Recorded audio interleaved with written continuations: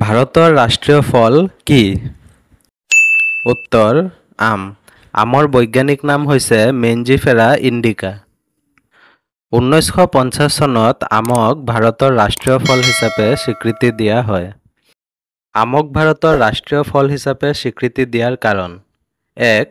ঐতিহাসিক আৰু সাংস্কৃতিক গুৰুত্ব। 2. সুস্বাদু আৰু পুষ্টিকৰ ফল। 3. বাণিজ্যিক মূল্য থকা ফল। 4. কৃষি ক্ষেত্ৰত গুৰুত্বপূৰ্ণ ভূমিকা থকা ফল। 5. ভাৰতীয় খাদ্য সংস্কৃতিৰ সৈতে জড়িত আৰু ব্যাপক প্ৰচলন থকা ফল। 6. আম ভাৰতৰ স্থানীয় ফল ইত্যাদি।